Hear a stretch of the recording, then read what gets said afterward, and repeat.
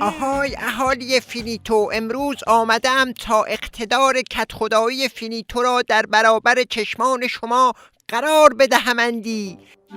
الان ما قدرتمندترین آبادی این حوالی می باشیمندی.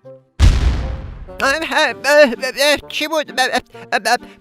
چه شد پس؟ باد اقتدارت همی در رفتندی؟ ساکت! این صدای عطسه قالقال بودندی. اقتدار ما بسیار قلمبه می باشندی.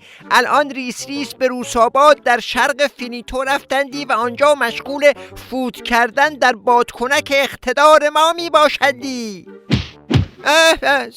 ریس رفته بود شرق که اقتدار رو فوت کنه، اما سوت شد به سمت غرب. ساکت! این اتفاقات هیچ خراشی در اقتدار ما ایجاد نمی کنندی. ما در اوج اقتدار می باشیمندی و این اتفاقات طبیعی می باشندی. ای وای!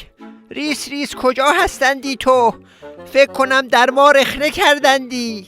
ای بابا، کدخدا تلویزیونت هم که قطع شد. این چه اقتداری بود که رخنه کردن توش؟ ساکت! ما در اوج اقتدار می باشیمندی. این اتفاقات طبیعی می باشینندی. زرشک، یه جای سالم هم برایت نگذاشتندی. کدخدا اقتدارت را بگذار در کوزه و آبش را همی بخورندی. آهای اهالی فینیتو، فعلا اون داستان اقتدار و این حرفا رو بیخیال شید. من برم ببینم چه خاکی باید بر سرم همی بریزمندی. امروز تو تلویزیون کدخدا رخنه کردندی، فردا ویج کدخدا رو همی میتر کنندی.